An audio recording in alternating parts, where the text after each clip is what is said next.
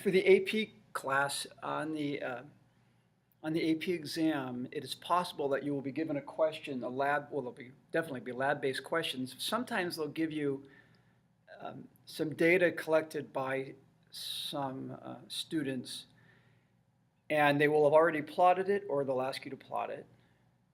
And you plot it, and it's not linear. And so they will ask you, how would you manipulate the data so that you can obtain a straight line? What we call linearization. How would you do that? So I've got some data. This is an experiment we're not going to do. Just pretend like in chemistry when you investigate pressure versus volume. That's Boyle's law. For a gas, for an ideal gas. So I've got some made-up data here. Pressure of the gas versus the volume that the gas occupies. And so the pressure in pascals, that doesn't matter, but the pressures in pascals and 40 pascals, these are your data points, 8, 4, 2, 1.8, 0.5, 0.4. And then the volume that it occupies, 0.1, 0.5, 1, 2, 4, 5, 8, and 10. And so you plot the data. So you're conducting this experiment. You've collected the data as you change the volume. This is with the pressure you measured. Let me see. Let me get a different pen. So here's your pressure. The pressure's on the y-axis. Volume in meters cubed is on the x-axis. Let me see here. So 40 and 0.1. Well, it's not 0, but it's awfully close to it. There's 40. This is 1 right here. So 0.1 and 40. It would be, really close to that. So it's about, right there. 0.5 at 8. Let's see, 8 would be all the way down here. One thing on physics labs, you don't want to truncate your axes. In other words, you don't want to go like 8 and then just put 40, some arbitrary distance above it. You have to scale it, and you can't shorten the scale. In other words, you have to have the whole scale from 0 equally spaced. Also notice that the y-axis and the x-axis don't have to have the same numbers on them, all right? So this goes from 0 to 40 in 10 increments, 10 Pascal increments. This is going from 0 to 10 meters cubed, which is the SI unit for volume. 1, 2, 3, 4, 5, 6, 7, 8, 9, 10.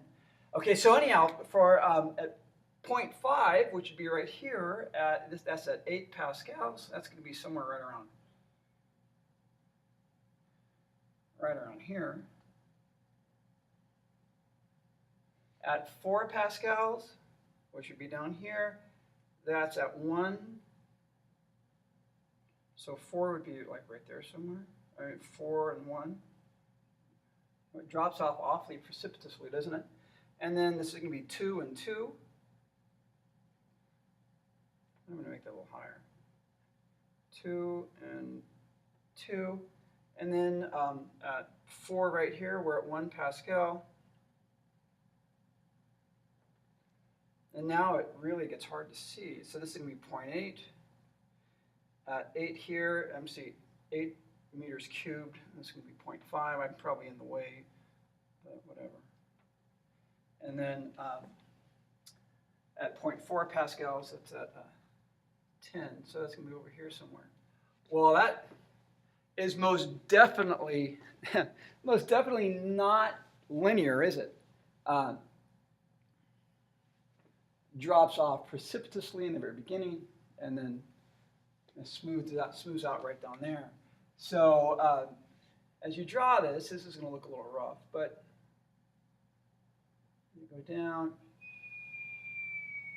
Sorry about that. No.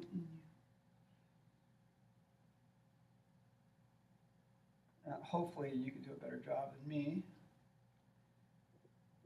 Okay, so what type, you've collected the data, you get together as a lab group and you decide, okay, what kind of relationship is this? Well, it's definitely not linear. I've given you some help if you go to the lab report section of my Canvas and look at the graphs that I put on there. That will give you a definite hint as to what kind of relationship this is. It's most definitely inverse, all right? That's not the same thing as linear with a negative slope. Right? As one goes up, the other one goes down. That's true as one goes up, the other one goes down, but not within a straight line. In this case, it's this curve, or it's part of a hyperbola. So pressure varies with 1 over volume. That's an inverse relationship. Pressure varies inversely with volume. Well, how do you linearize that? How can you take this and turn it into a straight line? Because, I mean, it's not a straight line. It's a curve. That's the relationship. You can't suddenly make it linear if it's not linear. But think of it this way. Pressure varies inversely with volume, but pressure varies directly with the stuff in the parentheses.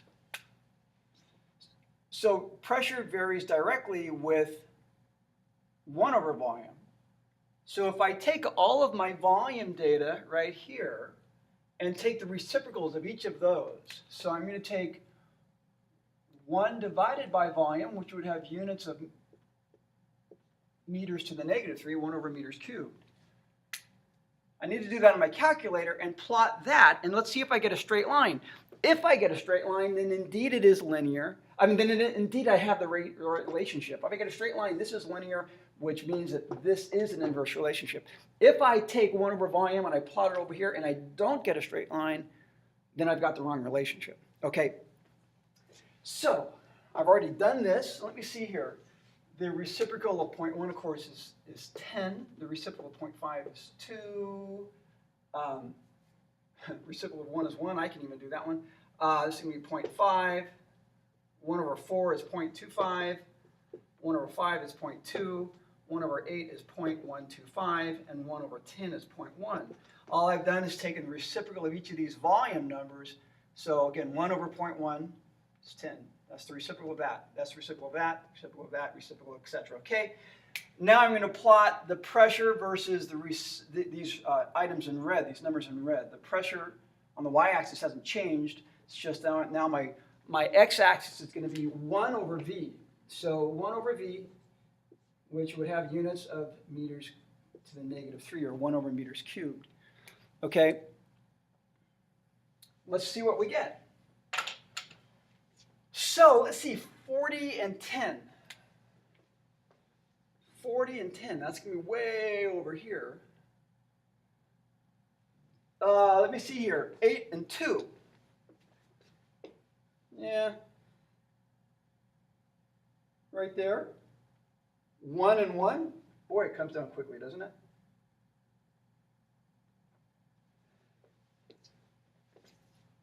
What is bad teacher? So wait a second, 8 and 2, 4 and 1, golly.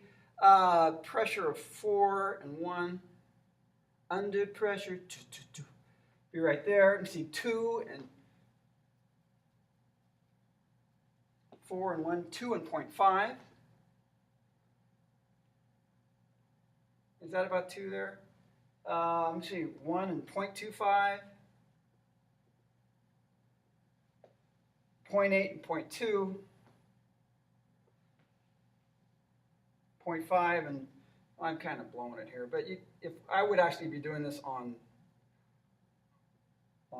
Logger Pro on the computer, it'd be much smoother. But let me see, 0.5 and 0.125, 0.4 and 0.1. So you get the point there. Haha, point.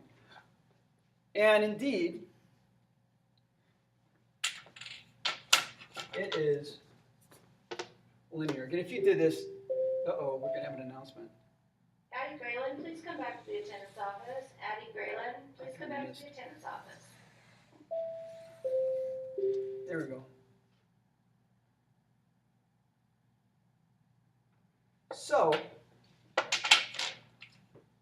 it is linear. So, I got the relationship right. Pressure really is directly proportional to 1 over v, or inversely proportional to v.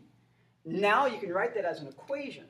So pressure varies directly with 1 over v, pressure equals whatever the slope is. The slope is going to be, well, 40 minus, rise over run, so 40 minus 0 all over 10 minus 0. So that's going to be 40 over 10, which is 4 pascals all over meters to the negative 3, all right, rise over run, times 1 over v, and then the y-intercept is 0. That's the mathematical model. That's the mathematical model for this relationship. Now I can clean this up a little bit because meters to the negative 3 in the denominator is the same thing as 4 Pascal meters cubed times 1 over volume. Y variable is pressure, x variable is the reciprocal of volume, and this is your slope, okay?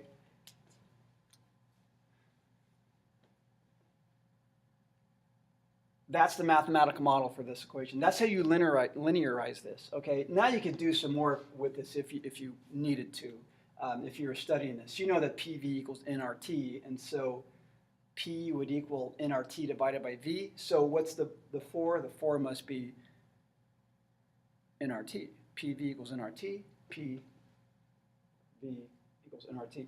That's not what I want to talk about. I'm sorry, I got sidetracked. The main point here is if you have to linearize your data, you figure out what the relationship is and then replot it. What if this had been like a parabola opening like that? Then I would have squared the x value and plotted the y variable versus the x variable squared. Hopefully get a straight line. What if it had been parabolic that way? That would be y squared versus x. I would have squared the y values. Y squared versus x, and hope you get a straight line. Or in that case, you could take the square root of the x values, y versus the square root of the x, y versus square root of x, get a straight line. So it depends on what kind of relationship you get. A hyperbola, a quadratic like that, parabola like that. Totally depends. Okay. And then you can, now see the nice thing about this, you can take the slope, and from that you can make some analysis of what's going on. You can come up with the number. I'm rambling. I'm sorry. All right. Bye.